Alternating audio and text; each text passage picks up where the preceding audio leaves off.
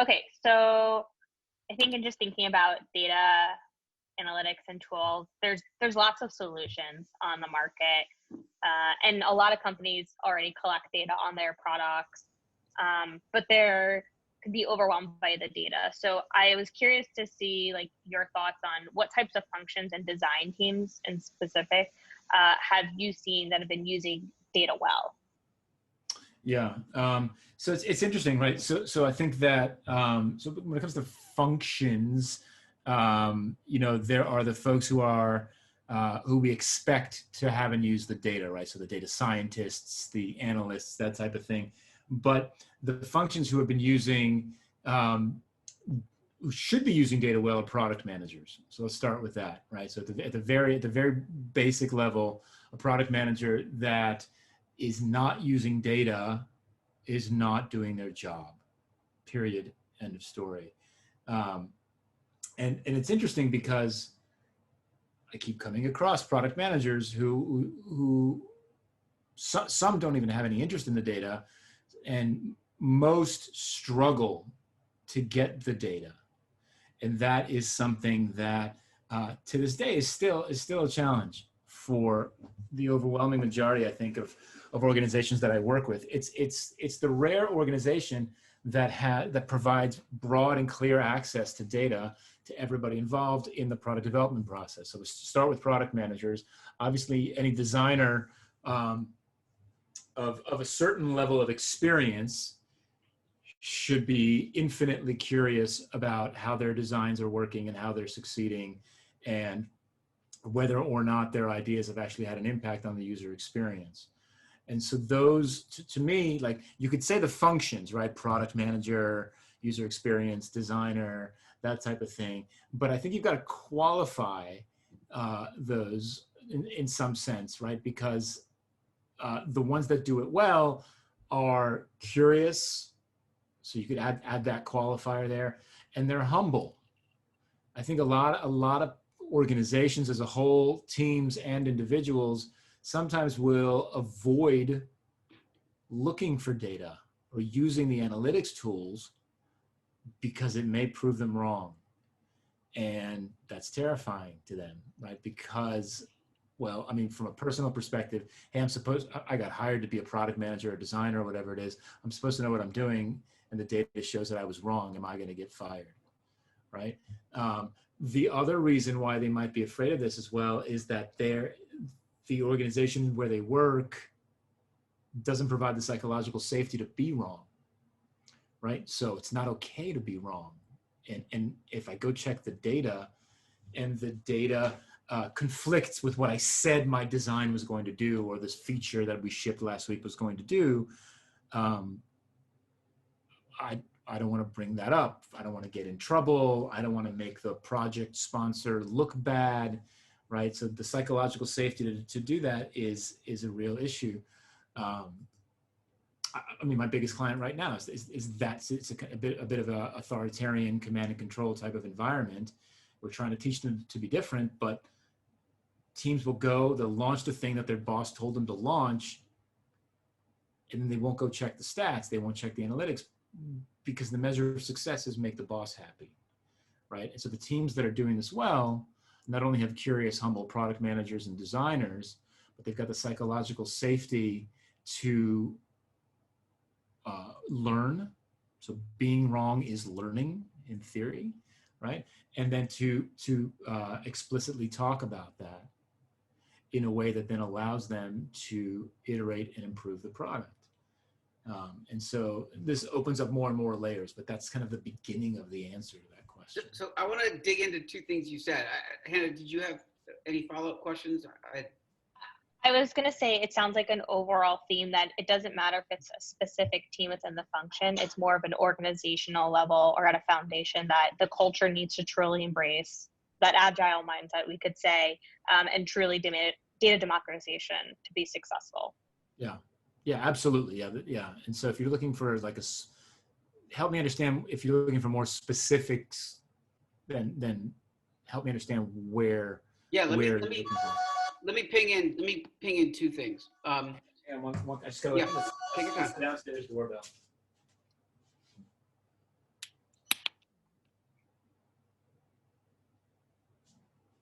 1 second. Hey, so.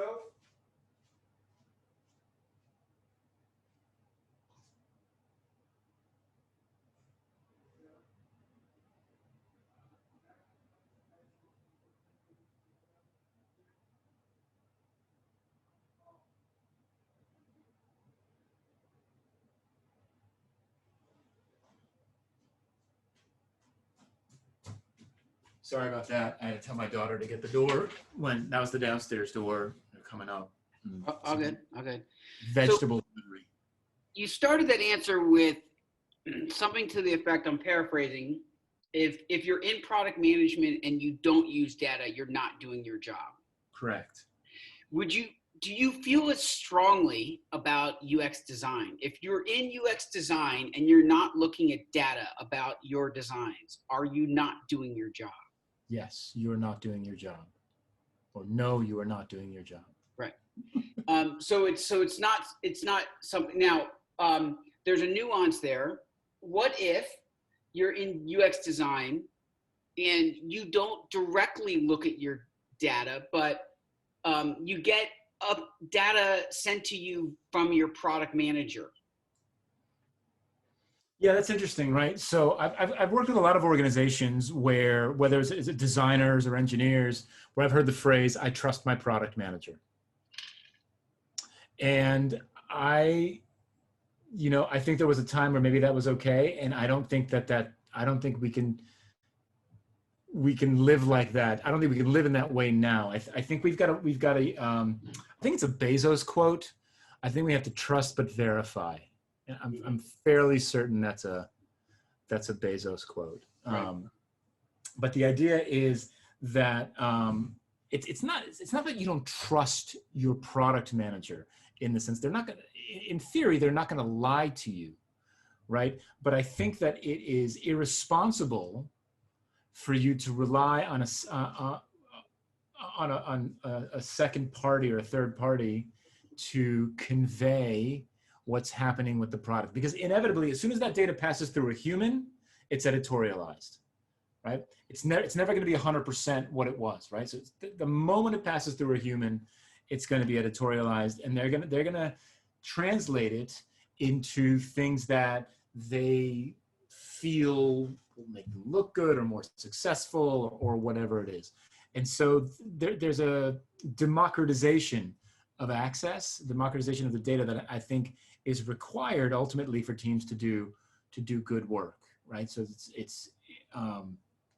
and so that's the key. And I think it's a designer's responsibility to ask for that access and to ask for that, firsthand analysis, the ability to do that firsthand analysis, that firsthand review of the data, because they may see things that somebody else doesn't, right? That's the whole point of cross-functional collaboration, right? And different points of view and diversity in opinion and that type of thing.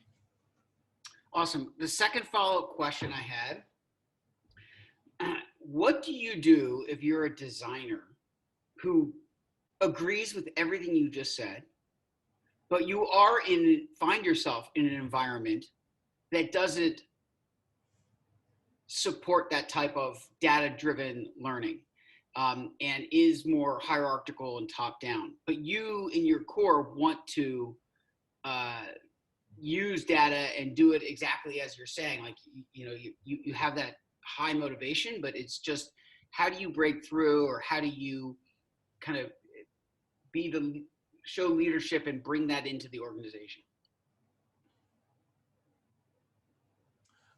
It's tough. I think that if you're a staff level UX designer, you're not in a position of leadership. And the best weapon that you can, the best tool, don't say weapon. Right.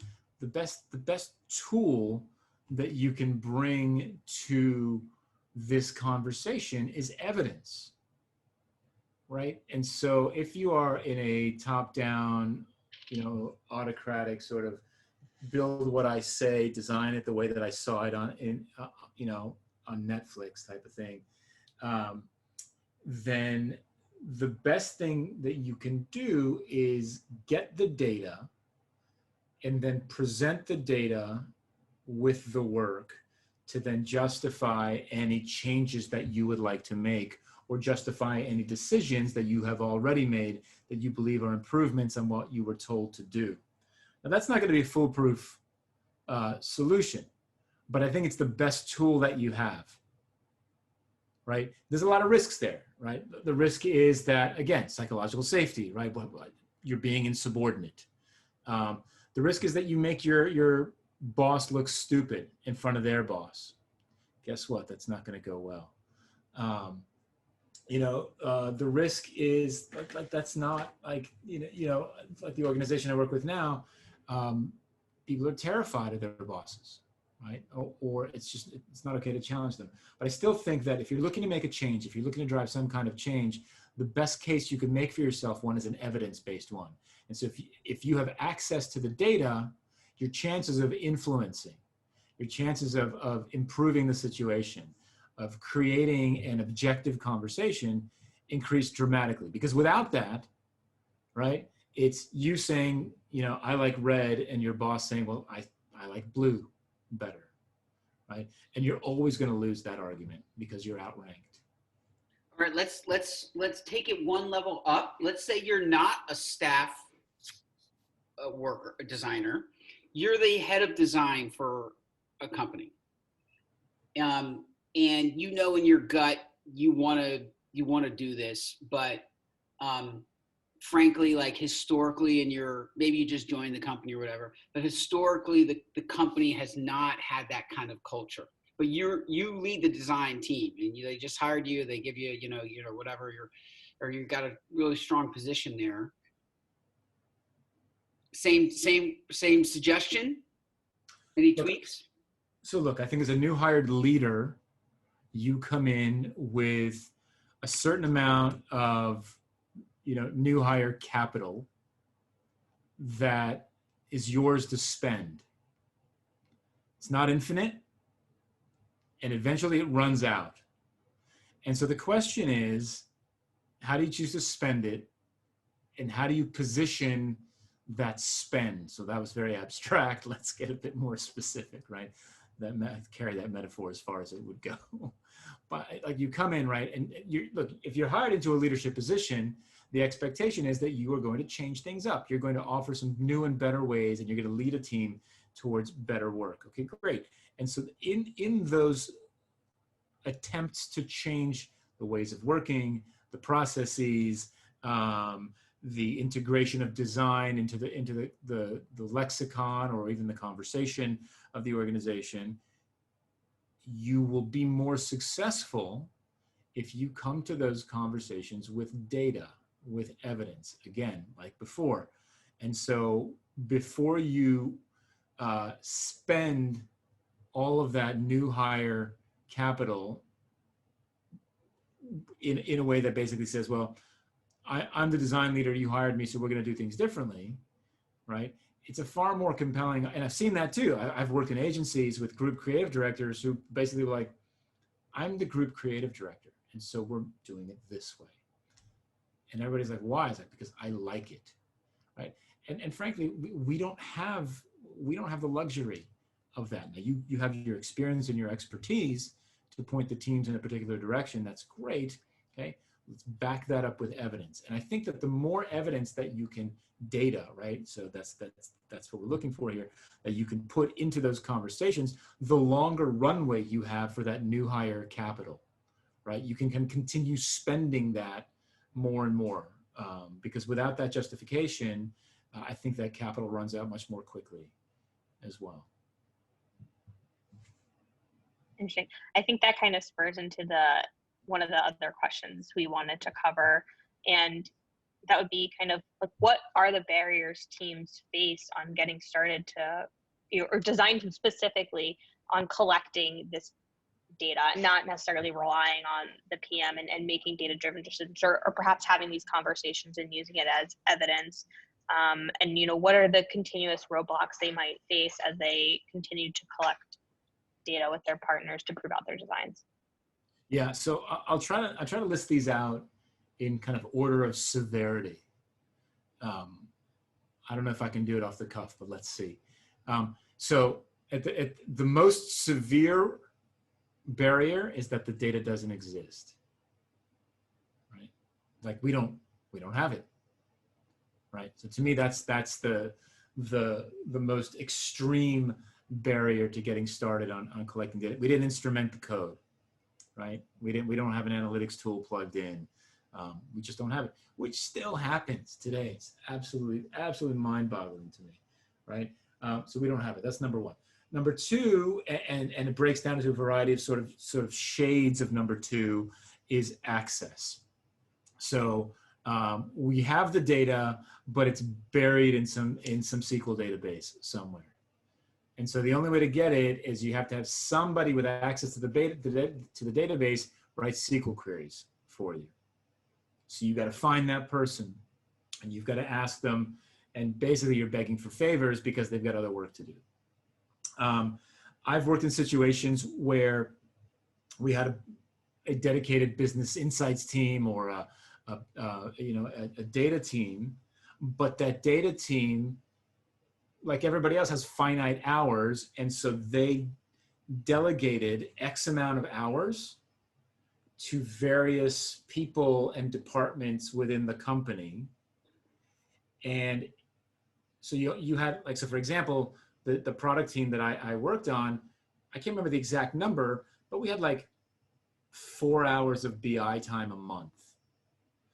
And then once our budget was used up, we were done. Like, we couldn't get any more data that month. Like 4 hours of their time doing the research and giving us the insights that we needed. And the CEO, of course, the CEO got like 50% of the BI's team's time. And if we ran out, we had to go borrow another team's time. So that's another obstacle. Sometimes data comes back and it's completely just unusable, right? So we pulled out all these statistics, but we can't actually put them together into any kind of a meaningful flow that tells us what's happening. Sometimes the tools that we use are too basic, right? So you get to a point where you can't get the answers to your questions out of the data that you've already collected. Sometimes the tool is too complicated. So I used to work at a company called Web Trends a long time ago, an analytics company, and our tool was ridiculously complicated. To get any kind of useful, actionable data out of that system was a brutal process of navigating a bunch of screens and stringing together a bunch of queries to make it happen. Simply not being allowed access to the data, I think, is a real issue as well. Like, oh, we can't, like, the data exists, but we can't get it. Why can't we get it? I don't know, various reasons. I think I've seen that happen as well. I've seen teams being granted access to canned reports, but the canned report doesn't provide any real value. I'm trying to think of other barriers. That's just to getting at the data. Sometimes, as far as making data-driven decisions, I think a lot of teams struggle to prioritize which data they should pay attention to as well. There's a team I'm working with right now. They just launched a product. They're based in India. And so when I state some of these numbers, they're going to sound remarkable. But remember, there's 1.4 billion people in the country. So they just launched a product about a month ago. They have 8 million users, right? Not bad for a month launch, right?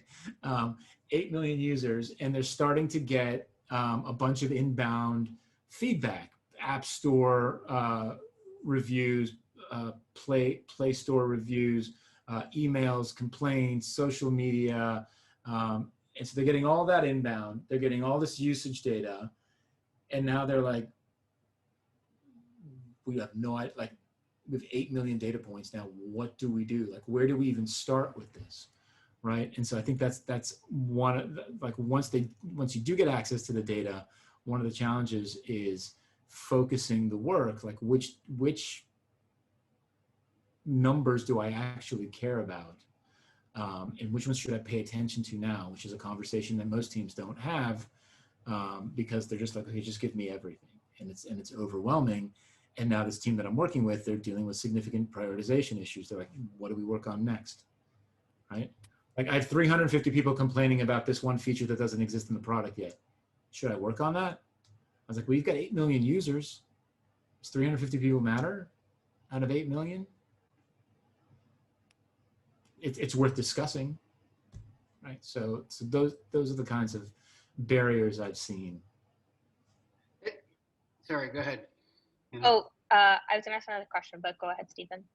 No, I mean, I think that this is so amazing. Like I'm sitting here thinking, I'm literally thinking, I think this one call is going to produce like 15 blog posts, because they don't have to be, 7-page blog posts. They can be literally like 2 paragraphs. What are the top 5 barriers to getting data? You know what I mean? Like one of those type of things.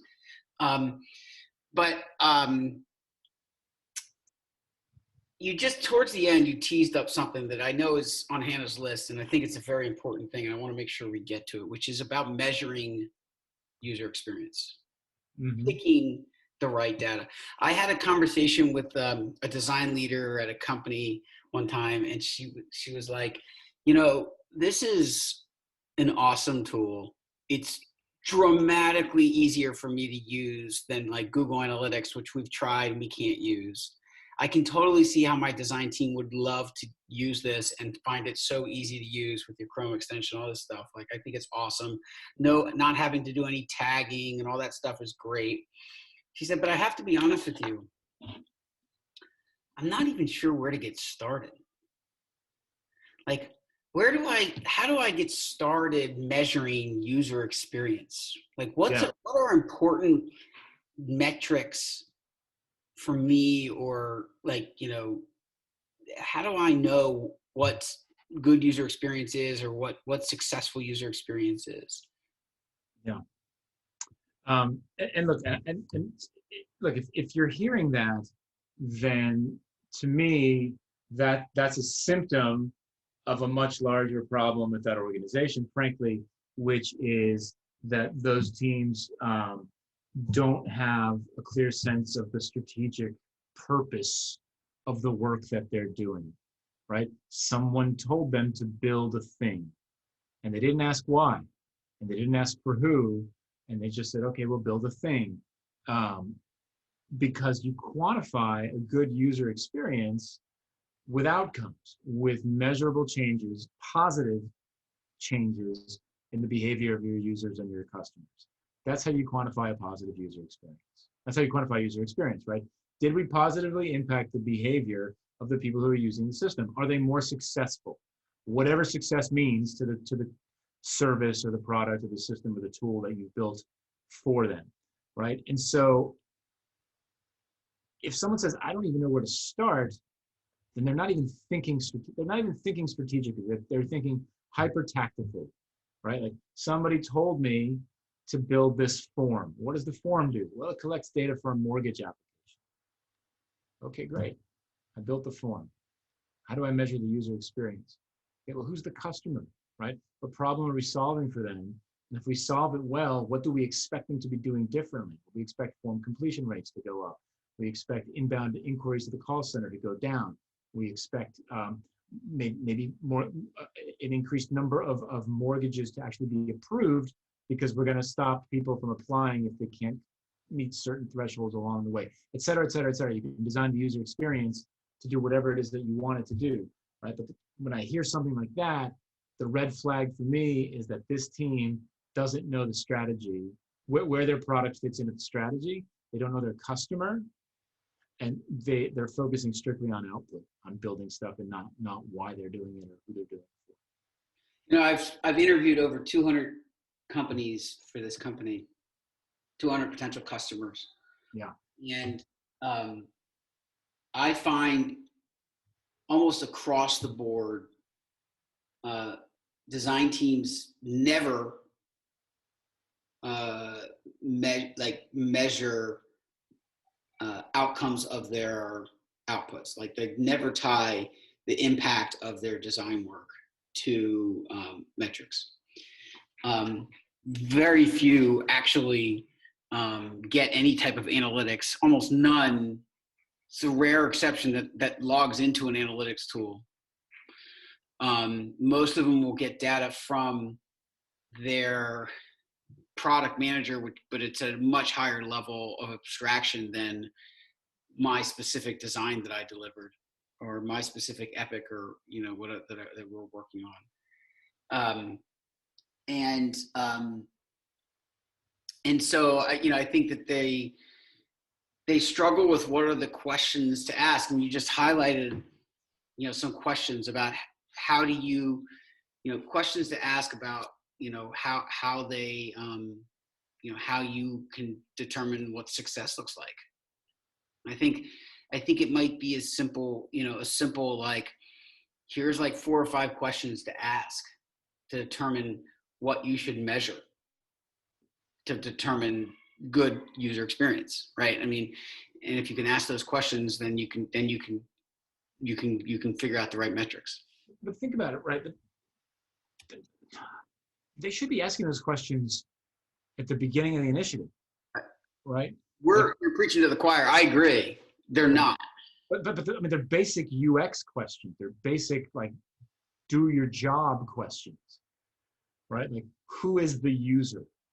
What problem are we solving for them, right? And then what is success? Like, if we're successful, what do we want to see them doing differently? Like, to me, like, those are fundamental questions to kicking off any kind of initiative.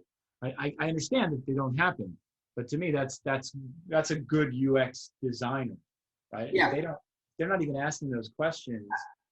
I think they're asking the first 2. I don't think they're asking the third.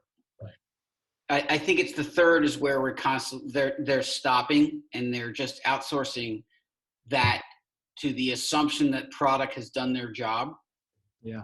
And if product tells me this is important and it'll move metrics, I'll just trust that it's important and move metrics. And I know who the user is. I know what problem we're solving. Like, I get that. But what does success look like? And so how do you, if we want to promote what does success look like? What does user experience success look like? Mm-hmm. What would you, if you were leading a team, how would you help them think through that part?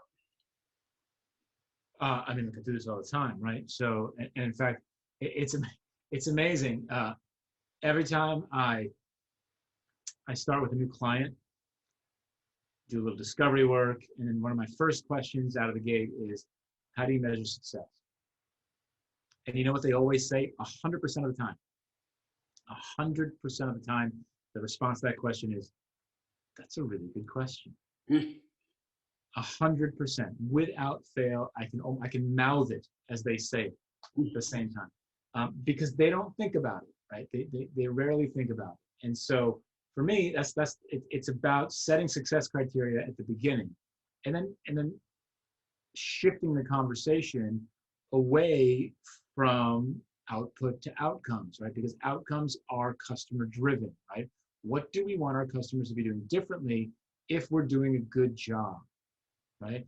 And doing a good job means we've built a great user experience, right? We've built the appropriate user experience for this target audience, for the problem that we're solving for them. And that's quantifiable.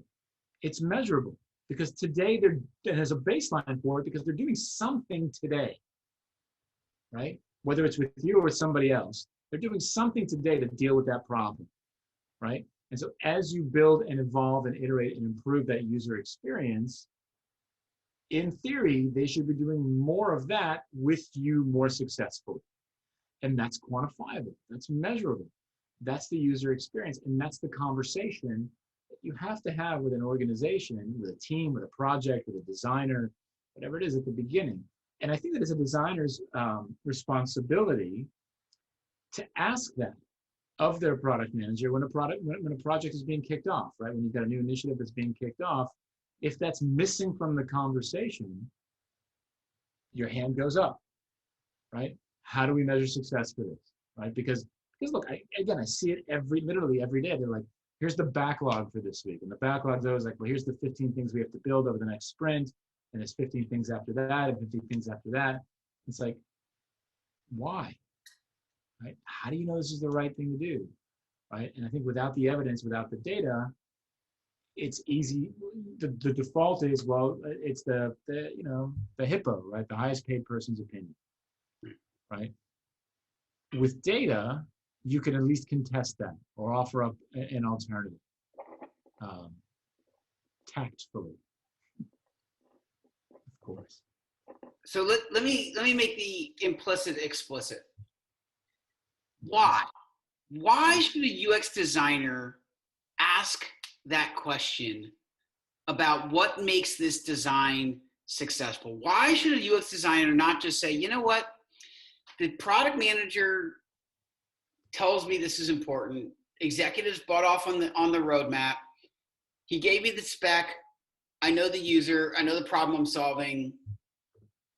Why is it not good enough for me just to do the design and go about my day? Why do I have to go through that extra work? So I think it's irresponsible. First of all, I think it's irresponsible as a designer. I don't think you're doing your job responsibly. And look, we can go down an ethics path for a while as well. But I give a talk called Sense and Respond, Continuously Optimizing Our Ways to Better Outcomes, continuously learning our ways to better outcomes. And the talk basically speaks to exactly this, right? Is this sense of like, you told me I have to drive up engagement.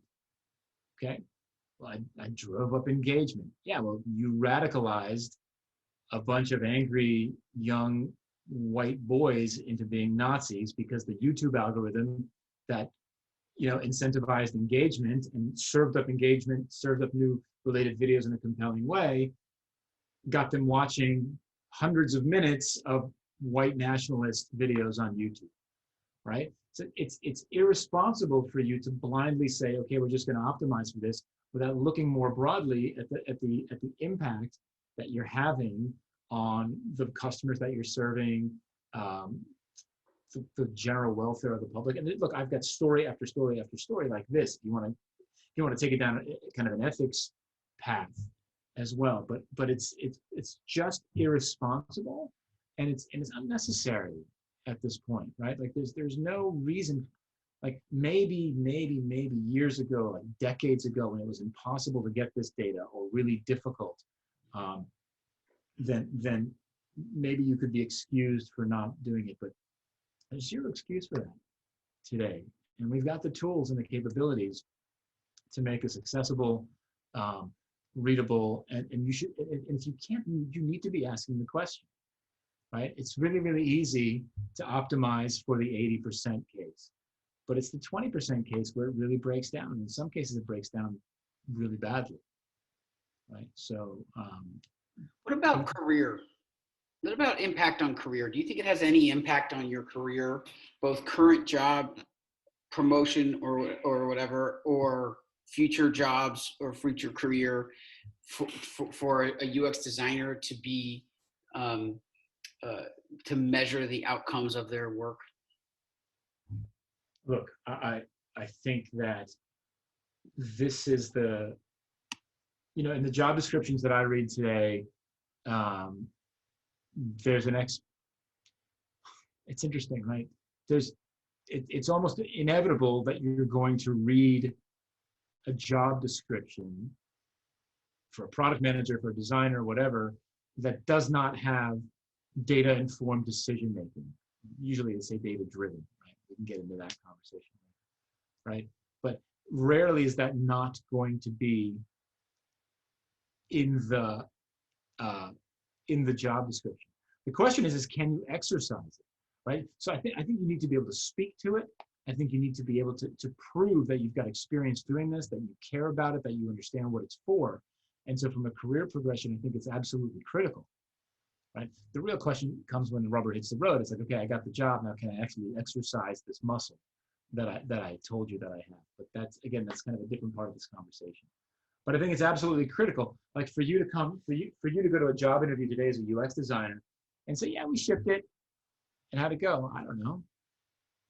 I don't think you're getting the job. You know, like that's to me, like that's an unacceptable answer. As a colleague, as a hiring manager, the answer I have no idea is unacceptable.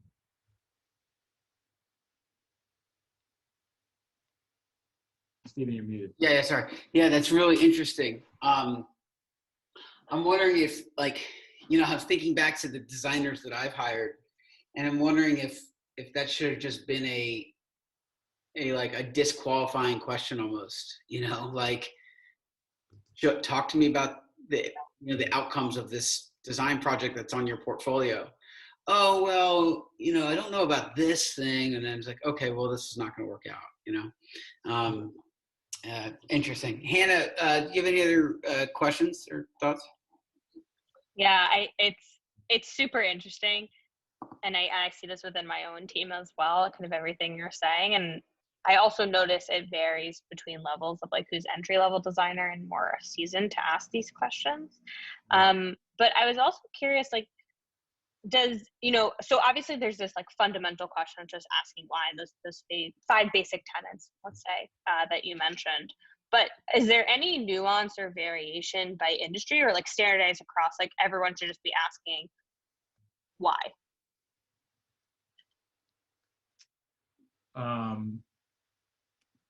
Like when we're thinking about data and metrics for UX, right? We want to know who's our customer, what's the problem we're solving for, and what does success look like. But is there any nuance with what does success look like, or how do you measure good UX in various industries? So if you're thinking about e-commerce or financial services, your SaaS, B2B, et cetera, is there any nuance that changes there? Yeah. Look, as you know, I think it gets more complicated as you move away from standard B2C type of experiences, right? So B2B still, like, if it's kind of like straight ahead B2B, you've still got sort of direct human, like sort of human interaction with, well, actually, I'm going to take that back. So in a B2B situation, you're always going to deal with at least 2 personas, right? The chooser and the user, right? And rarely they're the same person. So you've got to start looking at analytics that tell a story that's compelling for the chooser, and then you got to tell a compelling story for the user as well. So I think that's interesting. I think if you're doing, as the situation gets more and more complex, like a B2B2C type of environment, right? Now you've got multiple users in the workflow here. You've really got to get an understanding of how what you're measuring for each, what matters for each, and how to communicate that across that life cycle. So again, you got somebody who's buying it, somebody who's using it, and then somebody who's selling it to somebody else, and they're using it. And so there's a lot of data here to parse and then deliver in a compelling way to those folks. So I think it does get more complex, certainly as you move away from B2C. I suppose the complexity of the task at hand could make it more difficult, right? If there's a super complex task that someone's got to complete online, that might make things a bit more challenging. I don't know. I mean, industry is interesting. I mean, if you think about it, I'm trying to think of like the comparison of like e-commerce and financial services, right? I go buy something on Amazon. I gotta find it, choose it, add it to cart, fill out a form, and check out. If I'm applying for a mortgage on my bank site, I gotta find the product, I gotta choose it, I gotta fill out a form, and I gotta submit it, that type of thing. Now, obviously, there's different. You want to set expectations differently. The processes are going to be longer and shorter, and that type of thing. Like I said, I think it gets more complicated as you move. I think more than industry, I think it's more like sort of the differences, sort of like B2C, B2B, B2B2C, et cetera, that type of thing. So I think that's where the nuances maybe flare up a little bit. Interesting. I was also curious, in kind of circling back and digging a little bit more into this. So we kind of talked about like culture, like fundamental questions that UX needs to ask, and how that can set them up for success and how they should really be thinking about analytics and data. But, you know, aside from whether they have too much data, don't know how to read it, or don't have access to the data and kind of need to figure that out as an organization, are there other gaps you commonly see where design teams can struggle, or perhaps, you know, new hires or new leaders within the design space?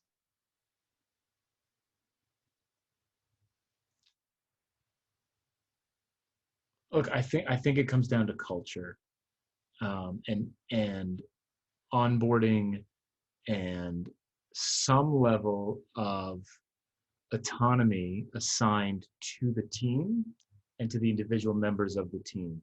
So what do I mean by that? I mean that if I'm brand new to an organization and I join that organization, as I'm being onboarded, one of the things that I should be onboarded onto is the way that we collect and analyze and report on usage data of the products and services, the digital products and services that we build.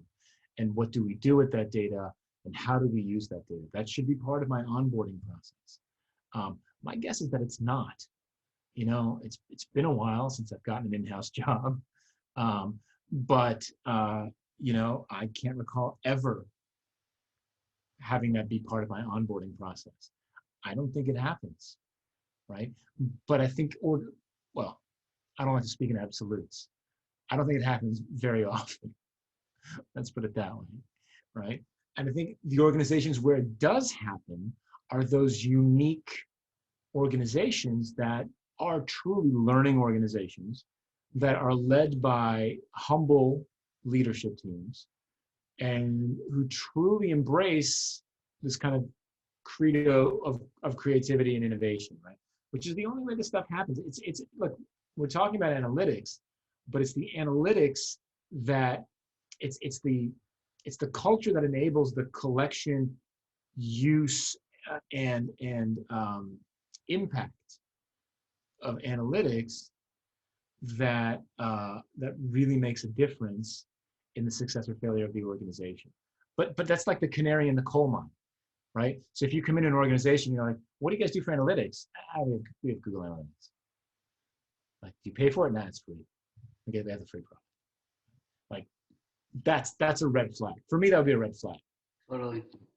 Right. And so to me, that could be a really interesting angle. Like, if you're job hunting, right, and you truly want to find an agile, learning, customer-centric organization, that's a really nice sort of, again, kind of a canary in the coal mine question to throw in during your job interview, right? What do you guys do for analytics? How do you use that data? When's the last time you made a product decision using data? This is a blog post right here. Yeah. Interview questions you can ask to understand if companies. Yeah, they're a learning organization, right? Or customer-centric organization. Absolutely.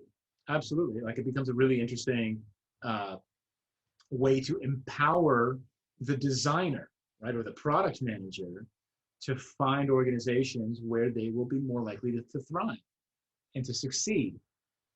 And you know, and frankly, you can ask that question. You know, usually when you interview for a job, you interview with more than one person. Ask that question to every single person, because you probably get 5 different answers. Yeah. One of the things I found is very few people outside of marketing actually use Google Analytics.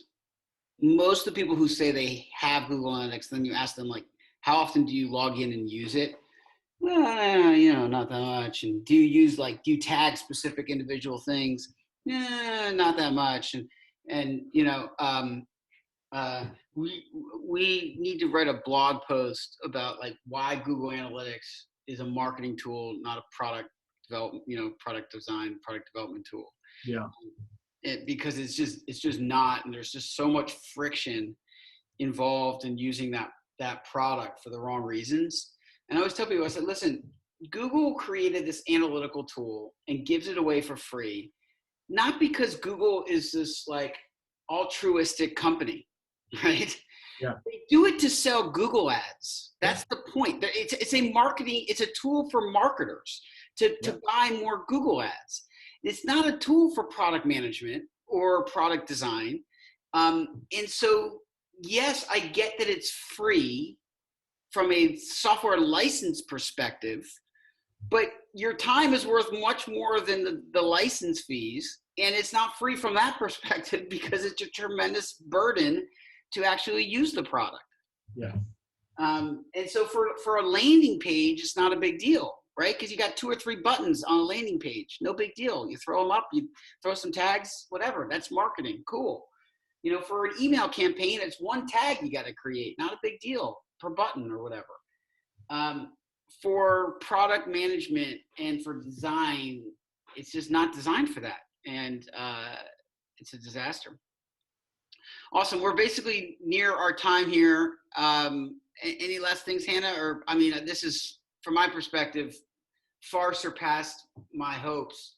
I think we've got, could easily turn this into, 10, 15, maybe even 20, blog posts. Just, just like I said, 3 things to look for when interviewing with a company, 5 things to, ask, when you're interviewing a new designer. I mean, just like how to what the 3 most important questions when determining UX success, like stuff like that. There's just tons of content in here. Yeah, I was gonna say there's a lot of great nuggets. I think just out of curiosity to pick your brain, and I also come from a product background that's heavily focused on HR, and some of the things you talked about was really interesting. So when I onboarded for my job, I actually onboarded through Jet.com, where I was hired, and they talked a lot about these through our onboarding, and a team very much set up like a product team to implement these processes and talk about our customer. And on the Walmart side, it's drastically different. But I was curious, as you talk about, in order to kind of remove that psychological risk or fear to truly enable data democratization, have you ever recommended teams almost partnering with HR to help implement some of these organizational changes? Because sometimes the people who might have more of a voice within an organization to help with that. So yes, but not explicitly for analytics, right? So I have become increasingly more aware and involved in the power that HR has in impacting how an organization works. Inevitably, as you kind of work your way, as you kind of peel back the layers of the onion, as you try to do cultural change and ways of working and process change, you end up in 2 offices. You end up in the finance office and you end up in the HR office, right? And so, it's interesting because in the HR office, what we're trying to get them to understand is that if they can change the incentives, right? So performance management criteria, how you measure me as an employee, right? And how you reward me and incentivize me as an employee, it fundamentally changes what I do at work, right? So if you reward me for heroism, individual heroism, and delivery, right, and attendance, then I'll come to work every day and I'll be the hero. I won't collaborate and I'll ship as much stuff as I can, right? And that's generally speaking how most organizations measure and reward folks. But if you change that towards collaboration and learning and customer centricity metrics of whatever, any behaviors and that types of things, then what you're doing is you are explicitly telling me to go and learn whether or not I'm being successful. And you're making it safe and okay for me to do that. And in fact, you're rewarding me for learning, right? If you're rewarding me for learning, I have to go learn stuff. And part of that learning is getting that data, right? So if we don't have the tools for it, I'm going to raise my hand and say, listen, you're measuring me on understanding the customer's experience in the product, and we don't have analytics data. I have no idea what they're doing. I can talk to a few of them every week, right, and get a sense of why they're doing certain things, but I don't have the quantitative side of the equation. right? So yes, that's a very long answer to your question, is to say yes. Awesome. Thanks. Yeah, I think that's super interesting and something for people to think about as they interview as well. Yeah.